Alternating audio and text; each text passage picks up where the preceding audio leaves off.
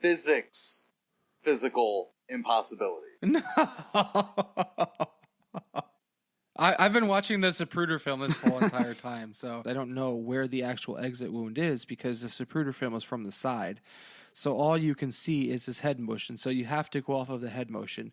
So if you watch the Zapruder film completely, frame by frame, which I have done, not in this instance, but I've been watching it, on a loop since we've started this, but I've watched it frame by frame. And you can first see his head go forward a little bit, yep, and then go backwards as the bullet leaves his face. But there is in one theory, frame, as we've talked about, if you get shot from the back of the head, the bullet leaves you from the front of the face, your face is going to explode essentially and shoot your head back a little bit. So I don't think there's anything to even talk about there, because if his head goes forward first as the bullet enters his head, which makes sense from the pressure, and then as the bullet leaves his head via the front of his face, it explodes his face, which makes his head go whatever way it went in the video. So I don't understand where the physics of it is wrong. First of all, I'm going to throw up if I watch this movie one more time, because it's gross, because you can literally see. And I found a video that makes it in like 1080p, so it like enhanced it. So now I'm just watching this over and over as everybody talks. I'm just keep watching Kennedy's face explode. Watching. But I mean, you cannot tell where the bullet leaves from, first of all. And I would make the argument that if I shot you in the face with a high-powered rifle, that your face would explode. It doesn't matter. I don't think it was a high-powered rifle. I think it was a cheap little shit rifle. But it doesn't matter. Look, it's a cheap little shit rifle, but it's still a high-powered carbine rifle. It doesn't matter. It's not the creme de la creme of rifles, but it is still a rifle nonetheless. It is still able to. If you shot a deer with it in the face, it would explode the deer face. So I don't necessarily believe the fact that it entered and exited through whatever coordinates of the face that you said it does, because I think at that point with that rifle, the face explodes without knowing where it actually exits from. I mean, I just don't think you can say that because it seems to explode from the right eye that's where he gets shot from, because I think the whole face at that caliber and at that range, I think the whole face explodes. Okay, so Chase, what do you think happened? Who do you think killed him and why? I mean, I am 100% confident that Lee Harvey Oswald killed JFK because of no other reason outside of that he is a complete sociopath or psychopath. And that's it. I mean, I don't think there's anything, much like you've said almost every episode that we've done of this podcast, Adam, that you can find patterns, you can find assumptions with whatever you want to. If you start with a hypothesis, you can sort of lend towards all of this random shit. And I don't disagree with that. However, what I would say is that if you do indeed do an actual history of Lee Harvey Oswald, and I'm going to go up on a soapbox for a second, so you might want to enter the 4-minute fucking thing that you said in the last podcast. But I want you guys to listen, because Lee Harvey Oswald is a gigantic fucking tool bag. And he goes to Russia. Yes, he goes to Russia because he's completely against the fucking United States. He's a Marxist. He does not believe in any of the ideology. However, I will caveat with he loves Kennedy. He loves Kennedy. He praises Kennedy on numerous different occasions in writing and everything else. So, and everybody says, that knows Lee Harvey Oswald, that he loves Kennedy. So that is beyond the point. Do you kill someone you love? Listen, he loves Kennedy, but he hates everything that Kennedy stands for in the government. He hates the government so much that I feel like with his mental state, with his his mental degradation that he can just completely disregard his love for Kennedy and hate the government so much that he can justify doing what he did to Kennedy. So he goes over to Russia and his visa runs out. So this motherfucker, instead of coming home like every other normal person does, he slits his own wrist and tries to commit suicide so that he can stay in Russia. To me, that's a fucking red flag that says this guy's a nutcase. So then forward on, he stays in Russia.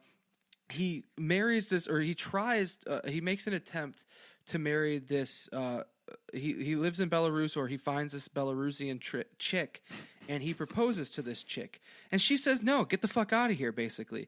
So he says, well, in his journals or whatever the hell he's keeping at that time, he says, well, maybe Russia and this part of the world, his diary, maybe this part of the world is not right for me. So he tries to come back to the United States.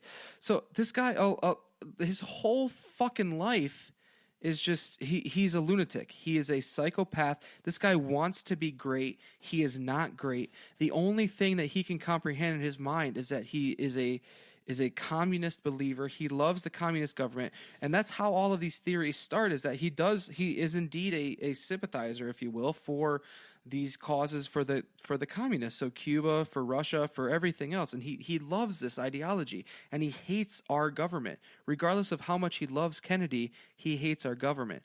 And he wants to be known. He wants to be loved, as you can tell. I mean, he is just one of those guys that you want to include because you know if you don't include him that he's going to shoot up your workplace. Like that's basically what Lee Harvey Oswald is. So to be known, he finally gets this job at the repository. He finally has the ability. I mean, this guy even goes as far as when he orders this carbine rifle, he orders it under a pseudonym in a PO box, and there's something wrong in this motherfucker's head that it lends everything towards him shooting the president. And it's because he just is his psychopath, and he wants to be known. He had the ability. He missed the first shot. So that proves that you don't have to be a great shot in order to kill the president. He missed the first shot. He got lucky on the other two.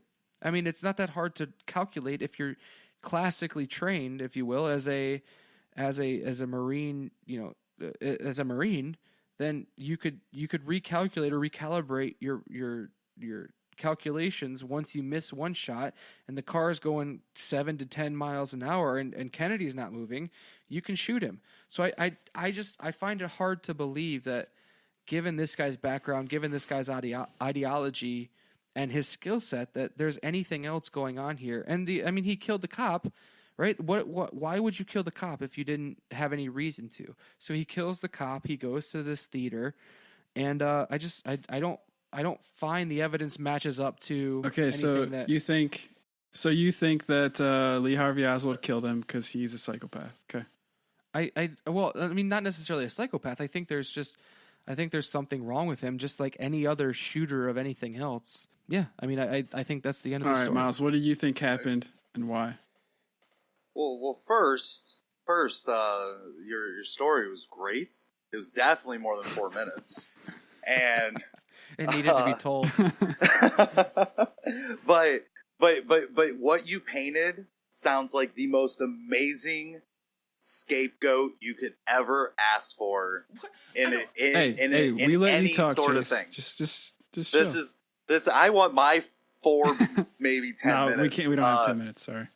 No, so no. It sounds like the greatest scapegoat. The gentleman that I was talking about, that I still can't remember his name, who has worked to snuff out all of these conspiracies, has, in his mind at least, successfully done so, except for one. And there's one that he continues to try because he doesn't want to believe it, and that's that the CIA did it. For whatever reason. Now, my thing with this conspiracy is like any other one that I love debating.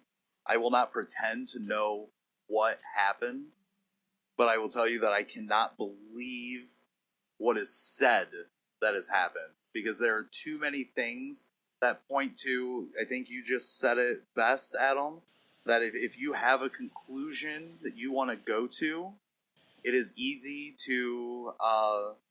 No, Chase said it. I said that. Yeah, you said it. No, you're right. I'm sorry. I Chase, said it I'm first sorry. in a previous episode, but okay. Okay. But if there is a conclusion, a foregone conclusion you want, you can prove it. But that's the reverse of science, and that's what the Warren Commission had. The Warren Commission came in with the desire to convict Oswald. So their question was, how can we prove Oswald did it? Now, if I said, how can I prove that Adam punched my wife in the face? I will come up with some sort of evidence. I don't think you would ever do that, Adam. You're a nice guy. But I could find evidence that would point to that, and that could have convinced somebody who is unknown that, who is not familiar with the situation that you did, in fact, punch my wife.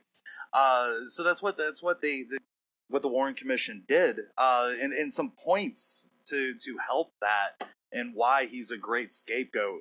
There were multiple reports following his arrest that Lee Harvey was going to be shot and killed, and that the plans had been talked about at these nightclubs. There are police reports that you can accept that are available that this is true. So, and those were ignored. And why were they ignored? Why were they okay with allowing this thing to be to happen? Oswald had visited, as we said, Mexico City, called the Cuban embassy, sent a letter to the Soviet embassy. The thing to be concerned about, and so is Mr. I am not going to pronounce that name, Katzenbach, is having something issued so that we can convince the public that also Oswald is the real assassin, is in this message that they want these things. He's the perfect scapegoat. Now, why did the CIA do it? There's a plethora of reasons they could have done it. There's a plethora of reasons to cover up the survival aspect that you put in there. Former CIA director that Kennedy fired. That Kennedy fired. That also served on the Warren Commission, which seems fishy to say the least. But there's just I don't know. I don't know what happened. I mean, I was less than negative 20 years old at that time, so I can't even remember where I was. But I know that the official story is full of so many holes that it put Swiss cheese to shame.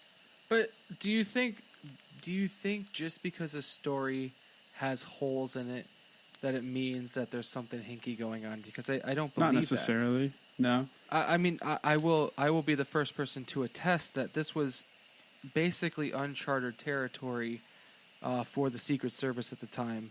They're going through a transition phase. They're trying to find their sea legs, and I don't think they were prepared for something like this. So, do I think there's inconsistencies in the story? Do I think there's gaps in the intel? Do I think there's hinkiness going on? 100%. But I don't think that equates to anything other than what actually happened. I think that just gets perceived as something is awry. But I don't necessarily mean I don't think that just because things aren't conclusive and things aren't necessarily the way that they should be, that we should all go towards, thinking that something is out of the ordinary. Adam, how do you feel about this? Oh, thanks for asking me, Chase. I think that JFK. First of all, thanks for being the moderator for this episode. I think that JFK was a notorious womanizer, and Jackie Kennedy hired Lee Harvey Oswald to kill him. This is not a real story. I don't think this is. No, I'm just kidding. I thought I would throw that one out. Sound like you for once with a no, but with that's a crazy. great one. I bet you proof of this is buried on Oak Island. Let's hope. See, but no, I actually think that to me the most probable thing is that the CIA was involved. I have to go with that one. I really think. I don't. So there's a lot to this. Obviously, in 1 hour-ish episode, we're not going to cover everything. Let's keep We're going. not going to cover everything. Let's keep going. And so there's a lot of things that we didn't get into, but I really think that the CIA being involved makes complete sense. There's a lot of things that are fishy. Tell me why. You can't just kick the shit back, like you said. So tell me why you think the CIA is involved. I don't care if this goes on for Hold on, let me